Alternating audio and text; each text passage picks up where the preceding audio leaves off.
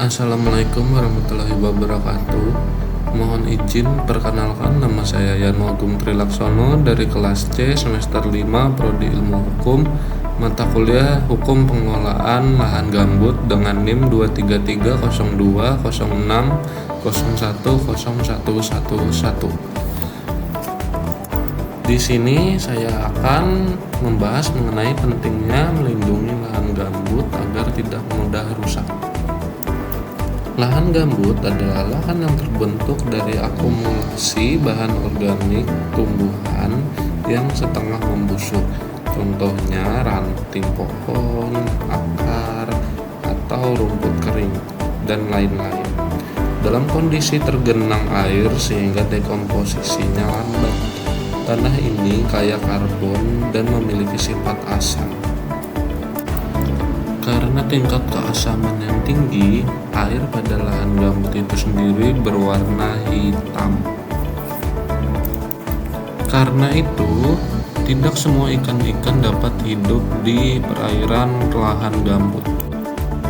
Tidak hanya ikan, tumbuhan juga tidak semua yang dapat hidup di lahan gambut. Hanya tumbuhan keras saja yang dapat tumbuh di lahan gambut. Contohnya jambu monyet. Kenapa kita sebagai mahasiswa atau masyarakat harus menjaga lahan gambut? Karena lahan gambut sangat penting untuk menyimpan zat karbon dalam jumlah besar, mengatur siklus air, dan menjadi habitat spesies unik karena tingkat keasaman yang tinggi. Kerusakan gambut mempercepat perubahan iklim dan mengganggu layanan ekosistem vital bagi manusia dan alam, atau yang biasa disebut hukum alam. Menjaga lahan gambut adalah tindakan strategis untuk mengurangi emisi, melindungi kesehatan publik, menjaga air dan pangan, serta mempertahankan keanekaragaman hayati, tindakan yang memberi manfaat langsung bagi masyarakat dan generasi yang akan mendatang. Bagaimana sih caranya menjaga lahan gambut itu sendiri? Caranya adalah dengan pembuatan drainase, karena pembuatan drainase itu sangat minim biaya, dan juga pembuatan drainase itu yang paling efektif karena dia menjaga kelembapan tanah gambut itu sendiri agar dia tidak mudah kering dan juga tidak mudah terbakar.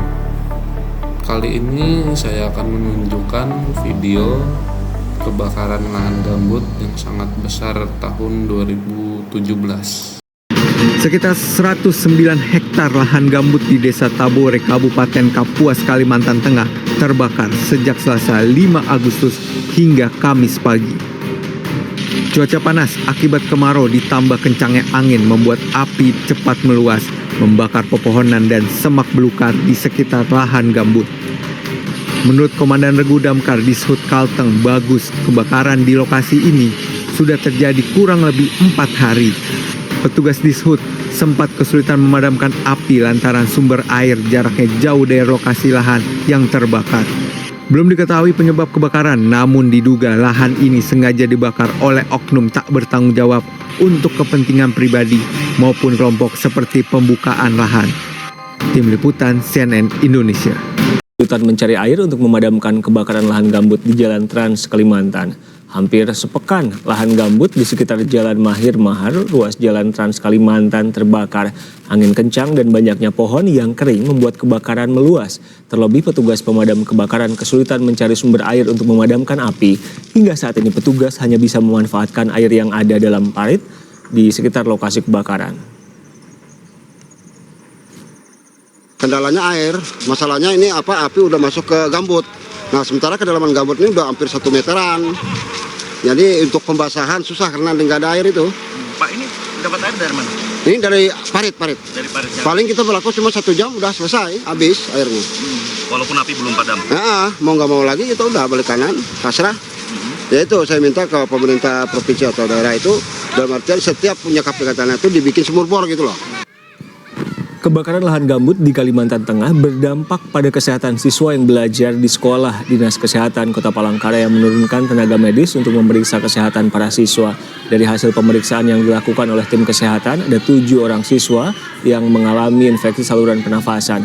Untuk sementara, sekolah masih memberlakukan jam pelajaran seperti biasa hingga ada instruksi dari Dinas Pendidikan.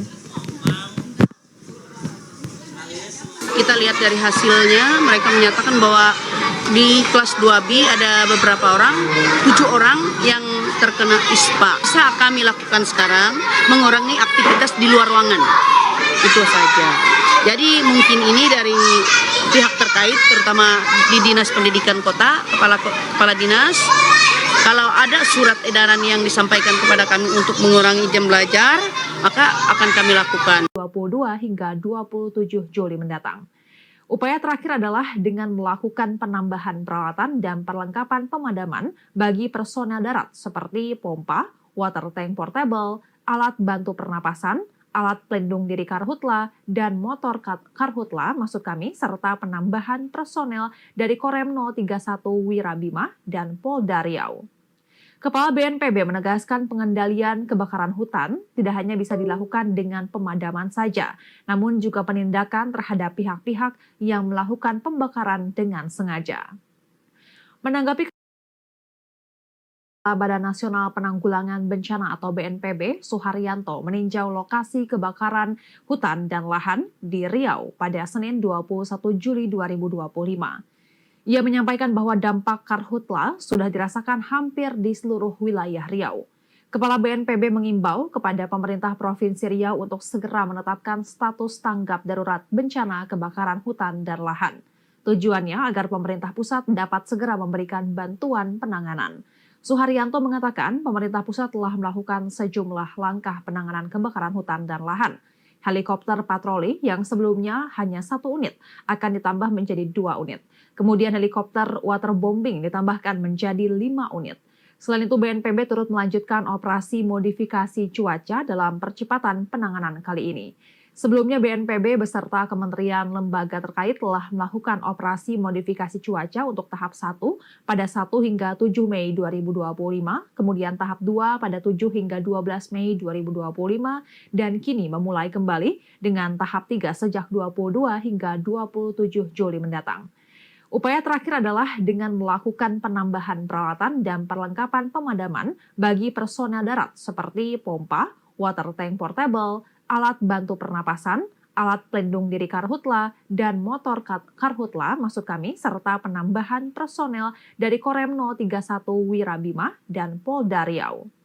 Kepala BNPB menegaskan pengendalian kebakaran hutan tidak hanya bisa dilakukan dengan pemadaman saja, namun juga penindakan terhadap pihak-pihak yang melakukan pembakaran dengan sengaja.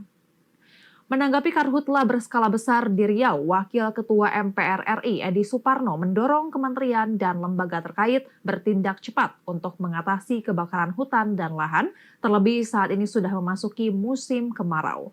Ia menyampaikan kebakaran hutan dan lahan harus diselesaikan dengan manajemen yang terintegrasi antar kementerian dan lembaga, serta antara pemerintah pusat dan daerah.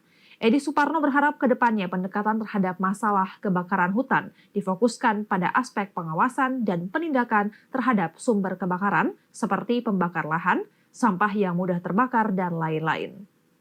Di lain sisi, Wakil Ketua Komisi 7 DPR RI Lamhot Sinaga menyerukan tindakan kolektif untuk menyelamatkan kawasan Danau Toba, Sumatera Utara dari ancaman kebakaran hutan dan krisis iklim yang terus membayangi. Ia menyebut kawasan geopark warisan dunia itu tengah berada di titik krisis akibat bencana berulang yang mencederai nilai ekologis dan budaya tanah Batak. Lamhot mengutip peat swamp forest, and this is peat, a carbon storage.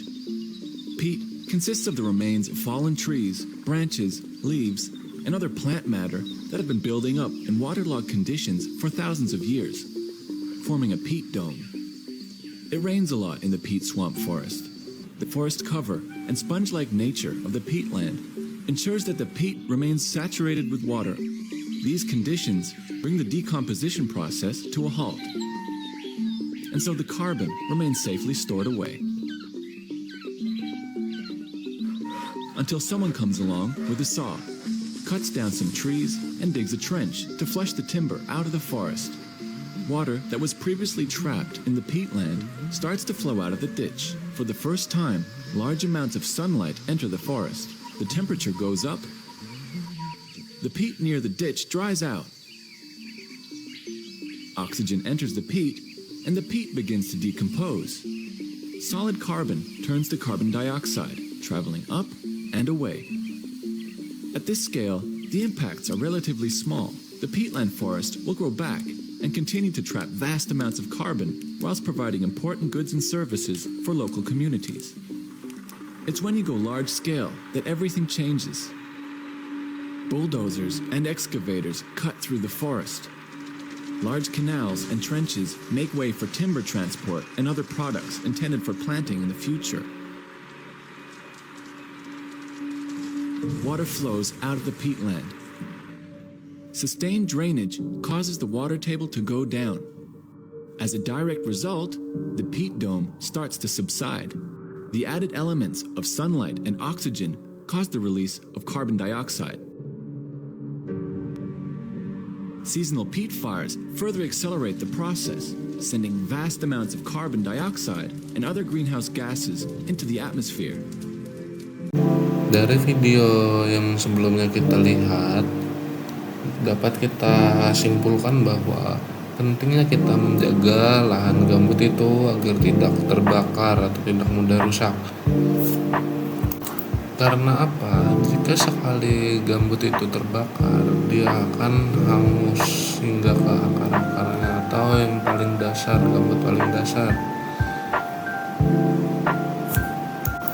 Menjaga lahan gambut penting karena gambut menyimpan karbon dalam jumlah sangat besar, sehingga mencegah pelepasan emisi dan membantu mitigasi perubahan iklim, berfungsi sebagai penyangga hidrologi yang mengurangi resiko banjir dan kekeringan, menjadi habitat keanekaragaman hayati dan sumber mata pencaharian lokal, serta mencegah kebakaran yang menimbulkan kerugian kesehatan, ekonomi, dan lingkungan bagi masyarakat luas.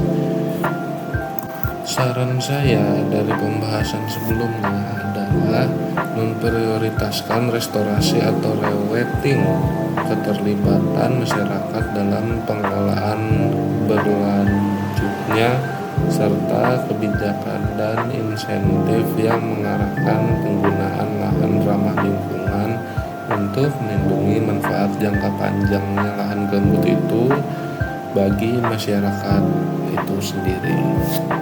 Terima kasih, sampai di sini video saya.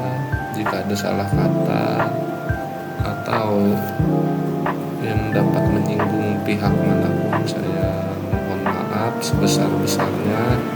Atas nama saya pribadi, saya Yano Agung Prilaksono, izin pamit undur diri. Assalamualaikum warahmatullahi wabarakatuh.